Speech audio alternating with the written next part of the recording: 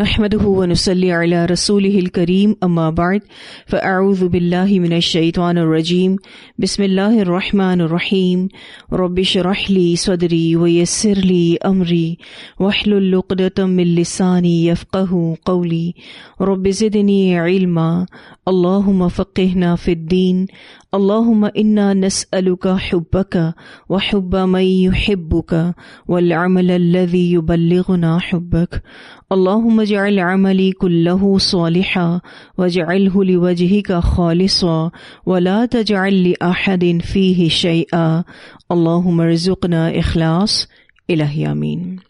رب اجعلني مقيم الصلاة ومن ذريتي ربنا وتقبل دعاء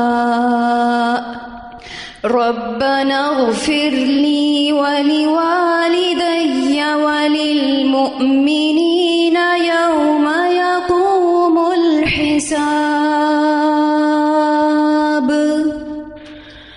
پچھلی کلاس میں ہم نے نماز اشراق، چاشت اور اوابین کے بارے میں پڑھا. اس کا مختصر سا خلاصہ کرنا چاہ رہی تھی اجر کے اعتبار سے. اگر آپ اشراق نئے وضو کے ساتھ پڑھیں تو آپ کے تمام گناہوں کو اللہ تعالیٰ معاف کر دے گا انشاءاللہ تعالیٰ. اور اگر آپ فجر اچھے سے ادا کریں اور وہیں بیٹھ کر اذکار اور قرآن وغیرہ پڑھتے رہیں اور پھر اشراق کے 2 نفل ادا کر کے اٹھیں تو ایک مکمل عمرہ اور ایک مکمل حج کا اجر ہے انشاءاللہ. پھر یہ کہ چاشت کو اگر آپ پڑھتے ہیں تو دن بھر کے کاموں کے لیے، حاجات کے لیے، اسی طرح سے ناپسندیدہ امور سے بچنے کے لیے اور ذہنی سکون کے لیے اللہ تعالیٰ کافی ہو جائے گا اور تمام جسم کے جوڑوں کا صدقہ ادا ہو جاتا ہے. پھر یہ کہ اگر آپ صلاۃ الاوابین ادا کریں تو اس کا اجر نہیں بتایا گیا اور اس نماز کا نام ہی آپ کو اجر بتا رہا ہے کہ آپ اللہ کے ہاں اواب کاؤنٹ ہوں گے انشاءاللہ. آپ کو تینوں نمازوں کا موقع ملے تو اس کا اہتمام کریں اور تمام اجر پائیں. اور دوسرا آپشن یہ ہے کہ جس بھی نماز کا موقع ملے اس کو ادا کریں اور اجر پائیں. جیسے کہ ہم نے پڑھا تھا کہ اشراق، چاشت اور اوابین ایک ہی نماز کے مختلف نام ہیں، لیکن ان کو مختلف اوقات میں پڑھنے کی وجہ سے اجر و ثواب الگ ہو جاتا ہے. لیکن بعض علماء کے نزدیک چاشت اور صلاۃ الاوابین ٹائم کے اعتبار سے ایک ہی نماز ہے. ایسے میں صرف اگر آپ چاشت بھی ادا کر لیتے ہیں تو چاشت سے ملنے والے تمام اجر و ثواب آپ کو ملیں گے اور ساتھ ساتھ آپ اواب بھی کہلائیں گے. ٹائمنگز کی وضاحت جو ہے وہ میں پچھلی کلاس میں کر چکی ہوں الحمدللہ. اب انشاءاللہ ہم نیا ٹاپک شروع کریں گے. نماز استخارہ. انسانی فطرت کا تقاضا ہے کہ وہ اپنے اہم امور کے رزلٹ سے باخبر ہونے کو پسند کرتا ہے کہ اس کے کام کا کیا رزلٹ نکلے گا، یعنی نتیجہ نکلے گا. وہ ہر وقت اس بات کو جاننے کے لیے تجسس کا شکار رہتا ہے، یعنی اسے کریوسٹی ہوتی ہے کہ میں جو کام کر رہا ہوں یا کرنے والا ہوں اس کا رزلٹ کیا نکلے گا. اسلام سے پہلے لوگ اسی غرض سے مختلف طریقے اپناتے، مثلا فال نکالتے، ازلام وغیرہ یعنی تیروں سے قسمت آزمائی کرتے اور پرندوں کو اڑا کر آنے والے کاموں کے فیصلے کیا کرتے تھے. پھر کاہنوں اور نجومیوں کی باتوں کا بھی بڑا زور ہوتا تھا. خیر یہ تو آج بھی ہوتا ہے کہ لوگ یہ جاننا چاہتے ہیں کہ یہ ہفتہ کیسے گزرے گا وغیرہ وغیرہ. ان سب کوششوں اور طریقوں کے ذریعے لوگ دل کا اطمینان حاصل کرنا چاہتے تھے اور آج بھی اسی طرح کی کوششیں اور طریقے اپنا کر لوگ دل کا اطمینان حاصل کرنا چاہتے ہیں. اسلام نے ان سب کو حرام قرار دے دیا اور انسانی فطرت کا خیال رکھتے ہوئے استخارہ جیسا پاکیزہ اور شرعی عمل ہمیں دے دیا الحمدللہ. جب بندہ مومن باوضو ہو کر 2 رکعت نماز پڑھ کر دعا کرتا ہے، اللہ کے سامنے عاجزی اور انکساری کا اظہار کرتا ہے اور اللہ کے علم اور قدرت کے ساتھ رہنمائی مانگتا ہے تو اللہ کی خاص مدد اس کو نصیب ہوتی ہے. استخارہ مسنون عمل ہے جس کے آداب ہیں، شروط ہیں، طریقہ کار ہے اور فائدے ہیں جو احادیث میں موجود ہیں. آپ کی کتاب میں یہ چیپٹر بہت مختصر ہے اور اس سے جڑی بہت سی تفصیلات موجود نہیں.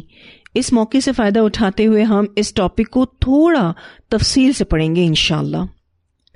استخارہ کا مطلب کیا ہے؟ کسی معاملے میں خیر اور بھلائی طلب کرنا اس کا اصطلاحی معنی یہ ہے کہ ایسی 2 رکعت نماز اور مخصوص دعا جس کے ذریعے اللہ سے کسی معاملے کی بھلائی اور انجام کار کی بہتری کا سوال کیا جاتا ہے، یا پھر 2 کاموں میں سے ایک کو اختیار کرنے یا چھوڑ دینے میں اللہ تعالیٰ سے مدد طلب کی جاتی ہے۔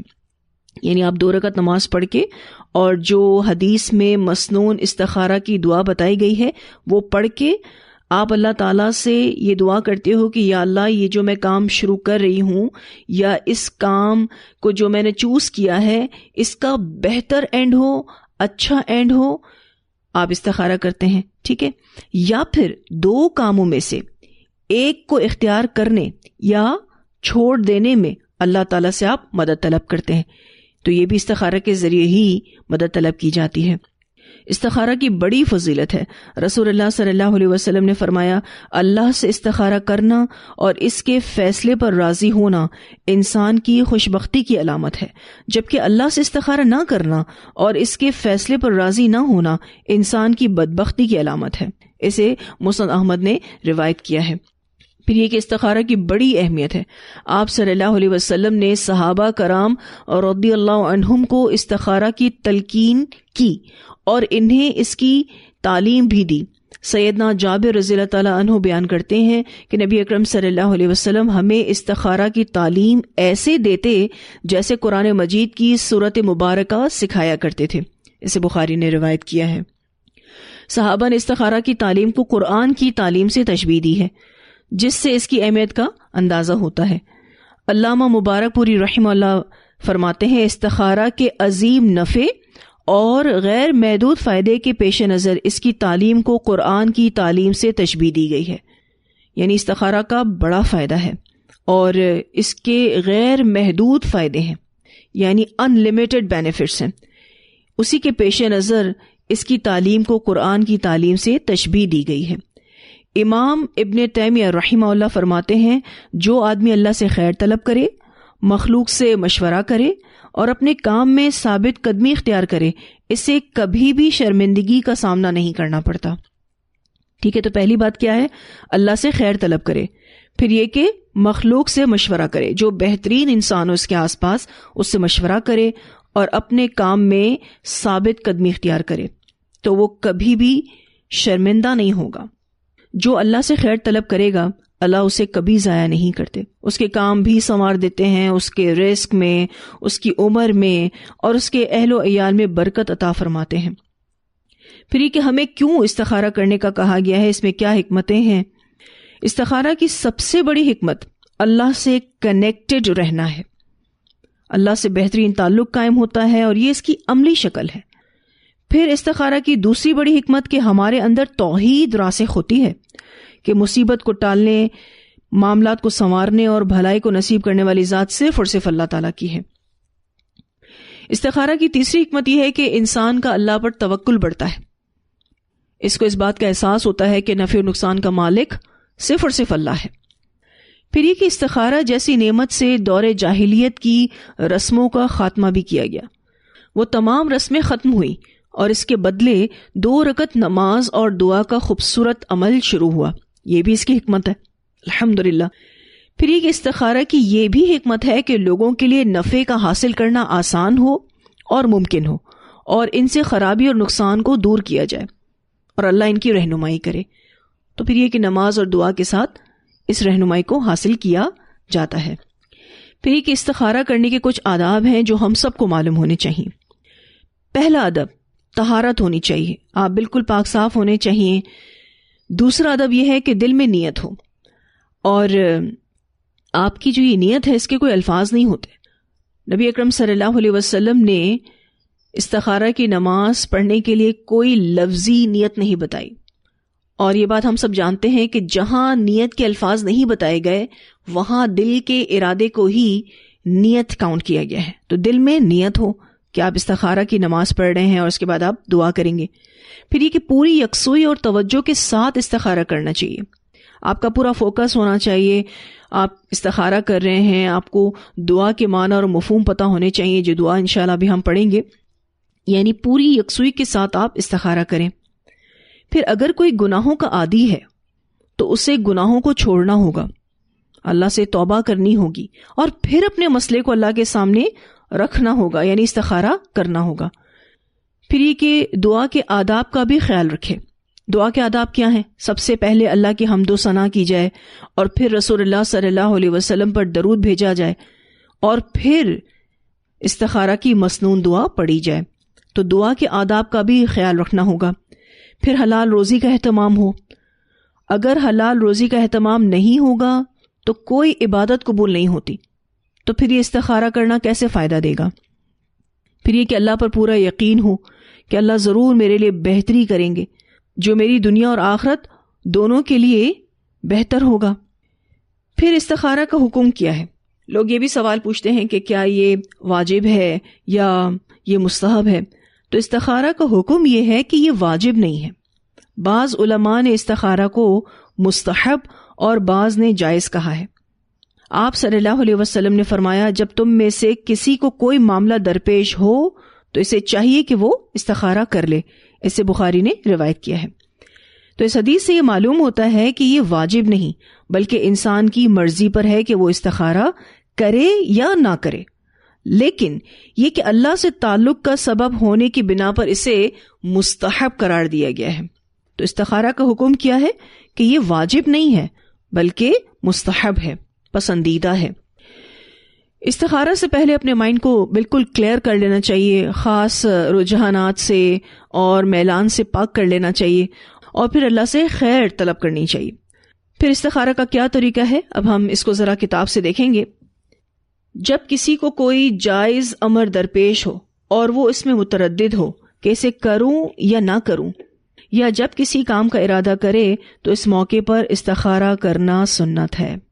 ایکچولی استخارہ کا مقصد تردد ختم کرنا ہے، اس لیے جب تک تردد ختم نہ ہو، شرع صدر حاصل نہ ہو اور کوئی کام راجع معلوم نہ ہو، اس وقت تک استخارہ جاری رکھنا چاہیے، کیونکہ استخارہ سے کاموں میں برکت ہوتی ہے۔ اس کی صورت یہ ہے کہ 2 رکعت نفل خشوع و خضوع اور حضور قلب سے پڑھے، رکوع سجود اور قومہ و جلسہ بڑے اطمینان سے کرے، پھر فارغ ہو کر یہ دعا پڑھے۔ اب اس دعا کو پڑھنے سے پہلے اللہ کی حمد و ثنا کرنی ہوگی اور رسول اللہ صلی اللہ علیہ وسلم پر درود پڑھنا ہوگا، اور پھر یہ آپ دعا پڑھیں گے۔ اللہم انی استخیرک بعلمک واستقدرک بقدرتک واسألک من فضلک العظیم فإنک تقدر ولا اقدر وتعلم ولا اعلم وانت علام الغیوب۔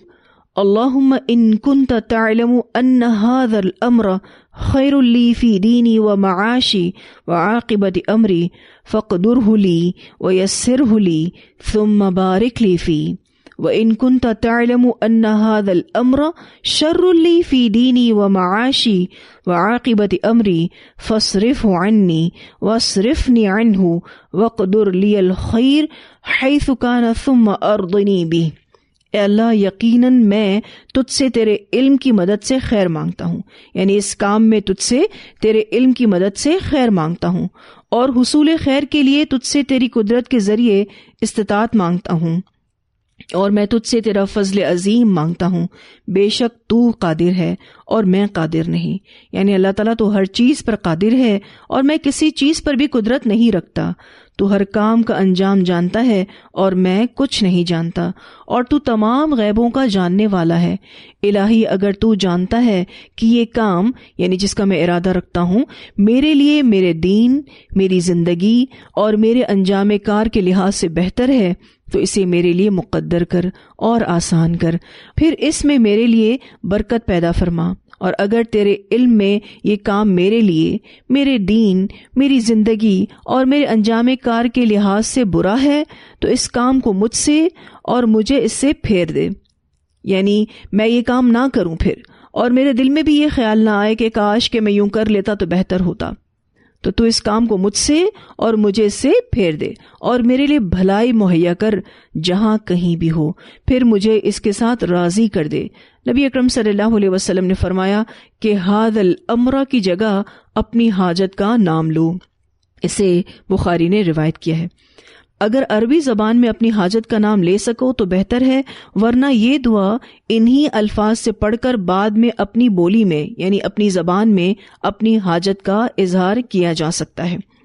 یعنی اگر آپ کو عربی میں ھذا الامر کی جگہ بولنا آتا ہے تو آپ بولیں اپنی حاجت، ٹھیک ہے. اور اگر آپ نہیں بول پا رہے تو کوئی مسئلہ نہیں ہے، جو لینگویج آپ کو بولنے آتی ہے آپ اس بولی میں اپنی حاجت کا اظہار کر سکتے ہیں. جب آپ یہ مسنون استخارہ کر کے کوئی کام کریں گے تو اللہ تعالیٰ اپنے فضل سے ضرور اس میں بہتری کی صورت پیدا کرے گا اور برے انجام سے بچائے گا. استخارہ رات یا دن کی جس گھڑی میں بھی آپ چاہیں کر سکتے ہیں سوائے اوقات مکروہہ کے. اس کی وضاحت انشاءاللہ میں آپ کو کرتی ہوں. تو یہاں کتاب سے آپ کو استخارہ کیسے کرنا ہے یہ معلوم ہوتا ہے. سب سے پہلے تو استخارہ کی نیت ہو، اور جیسا کہ میں نے آپ کو بتایا کہ نیت دل کے ارادے کو کہتے ہیں اور اس کے لیے کوئی الفاظ سننا سے نہیں ملتے.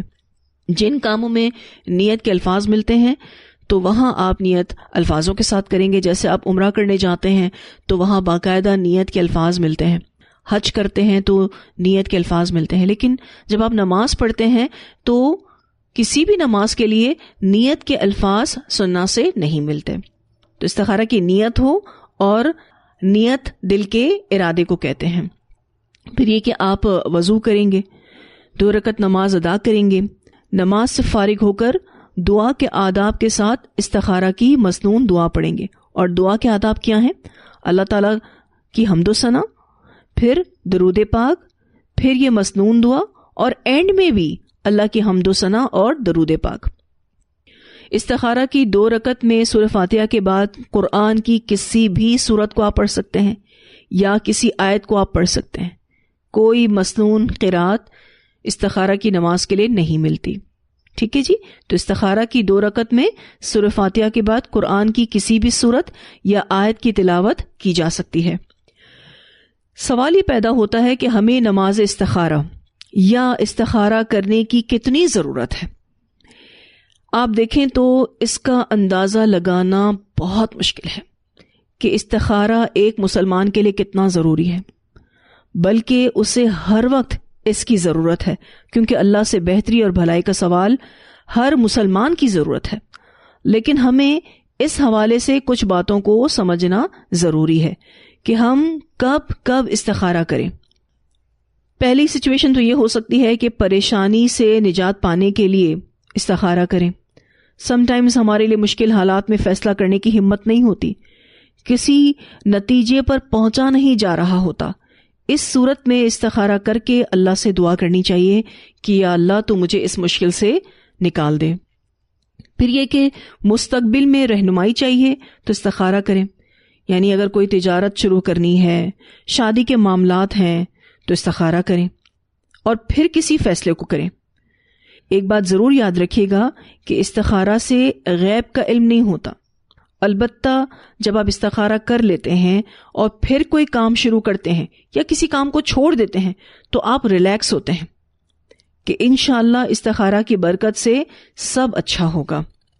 اب 2 کاموں میں سے کسی ایک کی سلیکشن کرنی ہو تو آپ استخارہ کریں، یا پھر جو کام آپ کرنے جا رہے ہوں اس کا رزلٹ آپ اچھا چاہتے ہیں تو آپ استخارہ کر سکتے ہیں. استخارہ کرنے کے بڑے فائدے ہیں. سب سے پہلا فائدہ عقیدہ توحید مضبوط ہوتا ہے. دوسرا فائدہ اللہ کی محبت نصیب ہوتی ہے. استخارہ جو ہے اللہ کی محبت کا ذریعہ ہے. جب انسان تکلیف میں صرف اور صرف اپنے رب کو پکارتا ہے تو اسے اللہ کی محبت اور رحمت نصیب ہوتی ہے. پھر یہ کہ یہ اللہ کا قرب پانے کا ذریعہ ہے. استخارہ کا ایک اور فائدہ یہ ہے کہ اس سے عاجزی کا اظہار ہوتا ہے، اور یہ اس کا بہترین فائدہ ہے الحمدللہ کہ انسان خود کو بے بس محسوس کرتا ہے اور اللہ کو کل مختار سمجھتا ہے. پھر اس کا فائدہ یہ بھی ہے کہ آپ اللہ سے مدد کا سوال کرتے ہیں تو اللہ تعالیٰ کی مدد حاصل کرنے کا بہترین ذریعہ ہے، عبادت کا بہترین ذریعہ ہے، پریشانیوں سے نجات دلانے کا بہترین ذریعہ ہے. پھر یہ کہ آپ اپنی پلاننگ پر بھروسہ نہیں کرتے بلکہ اللہ کی ذات پر بھروسہ کرتے ہیں. آپ کا اعتماد اپنے وسائل اور اپنی پلاننگ پر نہیں ہوتا. گو کہ ہم اپنے اسباب اور وسائل کا استعمال کرتے ہیں، پلاننگ بھی کرتے ہیں، پھر انجام اللہ کے ہاتھ میں ہے یہ کہتے ہیں الحمدللہ. ہمیں ہماری حقیقت کا اندازہ ہوتا ہے کہ ہم کچھ بھی نہیں ہیں اور اللہ کی ذات ہی سارے اختیار رکھتی ہے، پاورفل ہے۔ پھر آپ دیکھیے کہ یہ جو استخارہ کی دعا ہے، اس میں ہم اللہ کی رضا میں راضی رہنا مانگتے ہیں، اور آپ کو پتہ ہے یہ کتنی بڑی سعادت ہے، الحمدللہ۔ تو استخارہ کرنے کے بڑے ہی فائدے ہیں۔ ایک بہترین قول ملتا ہے کہ جس انسان کو 4 چیزیں مل چکی ہوں تو اس سے مزید 4 چیزیں دور نہیں رہ سکتی۔ یعنی اگر آپ 4 چیزیں کرتے ہیں تو آپ کو اس سے جڑی 4 چیزیں ضرور ملیں گی۔ پہلی بات، جو شکر کی نعمت سے مالا مال ہے اس کو مزید نعمت ملنے سے کوئی نہیں روک سکتا۔ دوسری بات، جس کو توبہ کی دولت ملی ہو، یعنی جو کثرت سے توبہ کرتا ہو، اسے شرف قبولیت سے کوئی نہیں روک سکتا۔ تیسری بات، جسے استخارہ کی نعمت میسر ہے، اس سے بھلائی کو کوئی دور نہیں کر سکتا۔